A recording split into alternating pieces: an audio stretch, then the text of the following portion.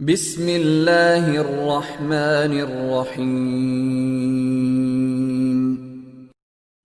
जी अस्सलाम वालेकुम स्टूडेंट्स।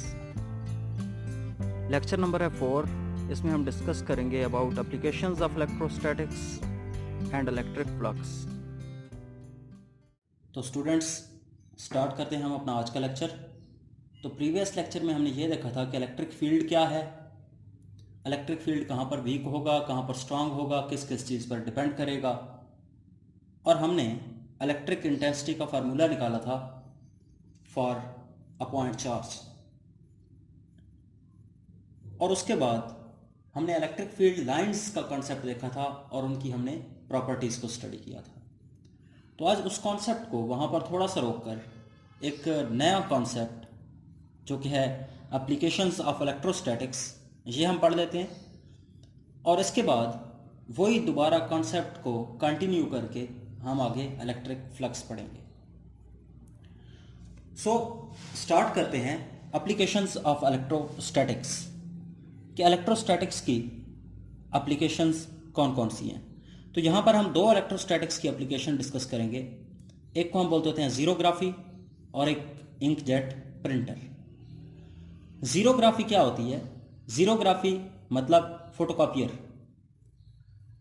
ये जो कॉपी करने का प्रोसेस होता है इसको हम क्या बोलते होते हैं? ज़ीरोग्राफी।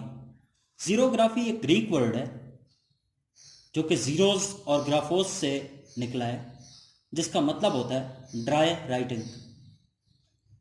तो फोटोकॉपियर मशीन जो फोटोकॉपी का प्रोसेस करती है उसी को हम बोलते होते हैं ज़ीरोग्राफी। तो फोटोकॉपियर मशीन का प्रिंसिपल क्या होता है, तो ये देख लेते हैं। It works on the principle of electrostatic force of attraction between opposite charges. तो जैसा कि हमने इलेक्ट्रोस्टैटिक्स में देखा था कि जो दो अपोजिट चार्जेस होते हैं, अनलाइक चार्जेस होते हैं, ये एक दूसरे को अट्रैक्ट करते हैं। तो यही इसका बेसिक प्रिंसिपल है। और जो दो लाइक चार्जेस होते हैं वो एक दूसरे को क्या करते हैं? रिपेल करते हैं। तो यहां पर फोर्स ऑफ अट्रैक्शन का कॉन्सेप्ट है। ये जो फोटोकॉपियर मशीन है इसकी कंस्ट्रक्शन कैसे होगी? इसके तीन मेन पार्ट्स हैं। एक पार्ट को हम बोलते होते हैं ड्रम, दूसरे पार्ट को हम बोलते होते हैं टोनर, और इसके एक पार्ट को हम बोलते होते हैं हीटेड रोलर्स। इनको वन बाय वन थोड़ा सा डिस्कस कर लेते हैं। उसके बाद जब हम इसकी वर्किंग देखेंगे तो इसकी हमें प्रॉपर समझ आ जाएगी। तो ये जो ड्रम होता है फोटोकॉपियर मशीन में, ये हार्ट ऑफ मशीन होता है। और ये ड्रम एल्यूमिनियम का बना हुआ एक सिलेंडर होता है जिसके ऊपर हमने एक लेयर कोट की हुई होती है। और वो लेयर किस चीज़ की कोट की हुई होती है? सिलीनियम की। अब एल्यूमिनियम एक गुड कंडक्टर है और ये जो सिलीनियम है ये एक फोटो कंडक्टर है। फोटो कंडक्टर का क्या मतलब होता है कि अगर हम इसको एक्सपोज करेंगे, इसके ऊपर लाइट एक्सपोज करेंगे तो फिर ये कंडक्टर बन जाएगा, और अगर इसको हम डार्क में रखेंगे तो ये एज एन इंसुलेटर काम करेगा। और ये टोनर क्या होता है? नेगेटिवली चार्ज ब्लैक पाउडर होता है। टोनर क्या होता है? Negatively charge black powder. और हीटेड रोलर्स, ये हम देखेंगे कि ये हम क्यों यूज करते हैं या मशीन में कहां पर होते हैं। तो इसकी अगर हम वर्किंग को डिस्क्राइब करें तो वो मैं बुक से ही एक्सप्लेन कर देता हूं। जहां पर फिगर बनी हुई है फिगर से हम एक्सप्लेन कर लेंगे। जैसा कि यहां पर आपको ये फिग नजर आ रही है। अब ये इसका जो पार्ट है ये क्या कहलाता है? ड्रम, जो कि एल्यूमिनियम का बना हुआ होता है और इसके ऊपर हमने एक लेयर कोट की हुई होती है सिलीनियम की। और ये जो है ये पार्ट, इसमें टोनर है और यहां पर ये हीटेड रोलर्स हैं। वर्किंग में हम देखेंगे कैसे ये वर्क करते हैं। अब होता क्या है कि ये जो हमारे पास ड्रम है जो कि एल्यूमिनियम का बना हुआ है और सिलीनियम ऊपर कोट हुई हुई है। एल्यूमिनियम एक गुड कंडक्टर है, सिलीनियम जो है ये फोटो कंडक्टर है। इस ड्रम के ऊपर हम पॉजिटिव चार्ज स्प्रे कर देते हैं। जब इस पूरे ड्रम के ऊपर पॉजिटिव चार्ज आ जाता है, क्योंकि सिलीनियम को हमने अभी तक डार्क में रखा हुआ है, वो एज एन इंसुलेटर काम करेगा, तो ये जो पॉजिटिव चार्ज इसके ऊपर स्प्रेड होगा ये स्टैटिक चार्ज होगा। अब अगर हम सिलीनियम के ऊपर लाइट एक्सपोज कर दें, तो जिस हिस्से पर मसलन मैं यहां से एक लाइट रे इसके ऊपर डालता हूं फोकस करके, तो जहां पर मैं लाइट डालूंगा वो वाला हिस्सा क्या बन जाएगा? कंडक्टर बन जाएगा। सिलीनियम का वो वाला हिस्सा क्या बन जाएगा? कंडक्टर। क्यों? क्योंकि सिलीनियम एक फोटो कंडक्टर है। तो जो ही वो वाला हिस्सा कंडक्टर बनेगा, आपको पता है कि कंडक्टर के अंदर फ्री इलेक्ट्रॉन्स होते हैं, तो एल्यूमिनियम से कुछ इलेक्ट्रॉन निकलकर सिलीनियम में से होते हुए जो हमने पॉजिटिव चार्ज ऊपर स्प्रे किया हुआ था या बिखेरा हुआ था, उसको जाकर न्यूट्रलाइज कर देंगे। तो इसका मतलब है जहां पर लाइट जाएगी वहां से चार्ज क्या हो जाएगा? गायब हो जाएगा, खत्म हो जाएगा। और जहां पर लाइट नहीं पहुंचेगी वहां पर सिलीनियम क्या रहेगी? इंसुलेटर रहेगी, और वहां पर चार्ज भी, पॉजिटिव चार्ज भी रहेगा और स्टैटिक रहेगा। नाउ इसी चीज को मद्देनजर रखते हुए हम इसकी वर्किंग डिस्कस करते हैं। तो जब फोटोकॉपियर मशीन के ऊपर हम एक पेज लेकर आते हैं, फर्ज कर लें, अब इस पेज के ऊपर इसी तरह लिखा हुआ होता है। इसके कुछ डार्क एरियाज होते हैं, जैसे यहां पर ये लिखा हुआ है तो डार्क एरियाज हैं, और कुछ इसके ब्राइट एरियाज होते हैं या लाइट एरियाज आप बोल लें। तो इसके ऊपर हम लैंप के जरिए लाइट को एक्सपोज करते हैं, जिसकी वजह से इसके ऊपर जो डार्क एरियाज होते हैं और जो लाइट एरियाज होते हैं उनका एक पूरा पैटर्न इस सिलेंडर के ऊपर आ जाता है। और सिलेंडर के ऊपर हमने क्या किया हुआ है? सिलेंडर के ऊपर हमने पॉजिटिव चार्ज बिखेरा हुआ है सिलीनियम के ऊपर, और सिलीनियम अभी तक डार्क में पड़ा हुआ था, मतलब इंसुलेटर था।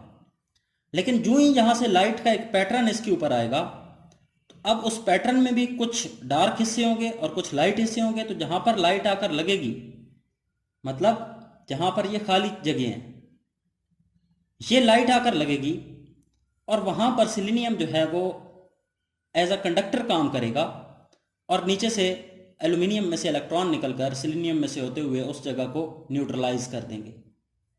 तो वहां से चार्ज खत्म हो जाएगा। तो जहां जहां पर लाइट आकर फॉल कर रही है वहां वहां से चार्ज खत्म हो जाएगा, और बाकी क्या बच जाएगा?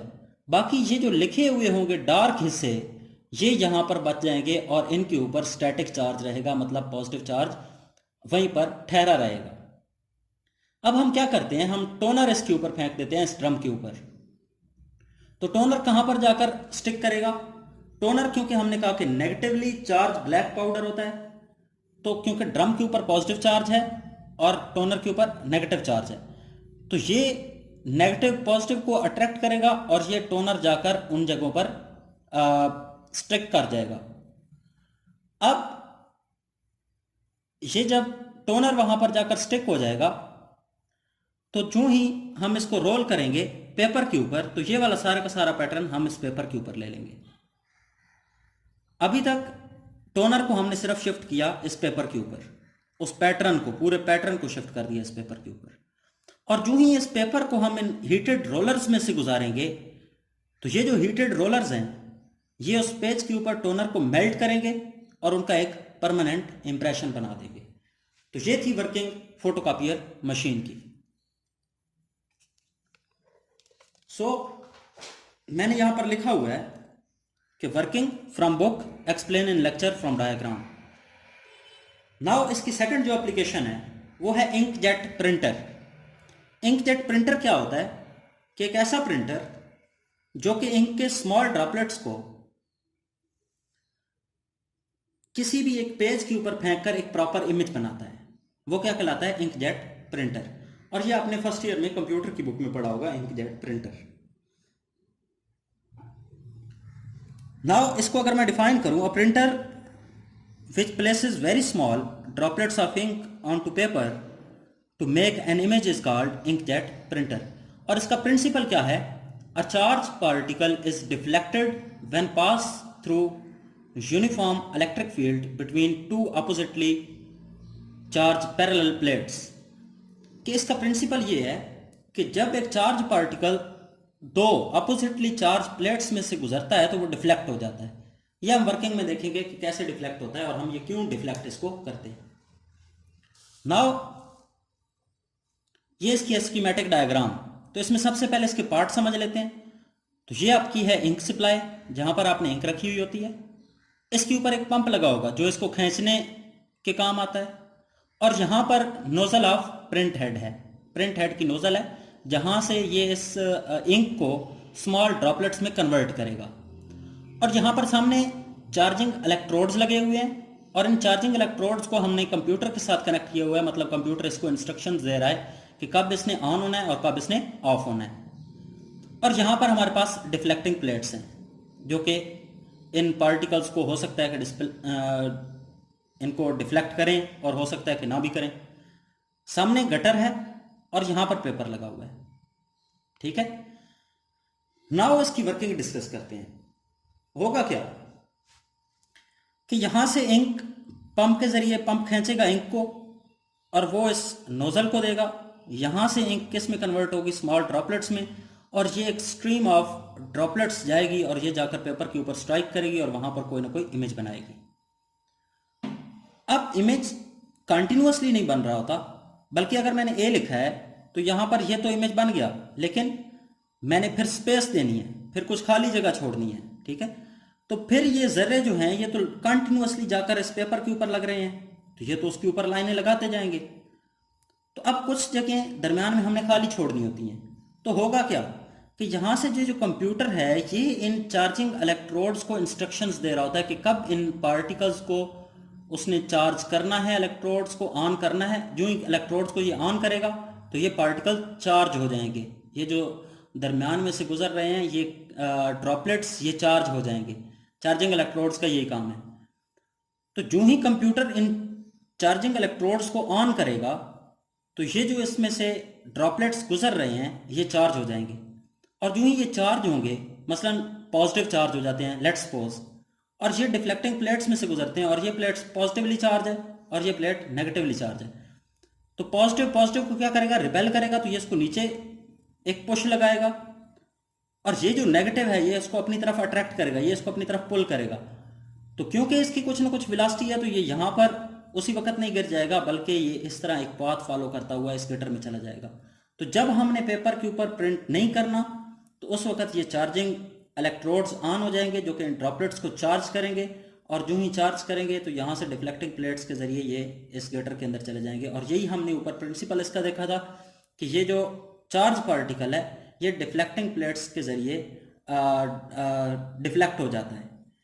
नाउ जब आपने प्रिंटिंग करनी होगी तो उस वक्त ये इसको कंप्यूटर से इंस्ट्रक्शन आएगी, ये ऑफ हो जाएगा और ये स्ट्रीम ऑफ पार्टिकल सीधी जाकर पेपर के ऊपर लगेगी। तो इस तरह करके ये इंकजेट प्रिंटर वर्क करता है। अब आते हैं हम अपने पुराने कॉन्सेप्ट के ऊपर। इसकी भी जो वर्किंग है वो मैंने डायग्राम से ही एक्सप्लेन कर दी है। तो यहां पर मैंने इसकी वर्किंग में लिखा हुआ भी है कि from book explain in lecture from diagram.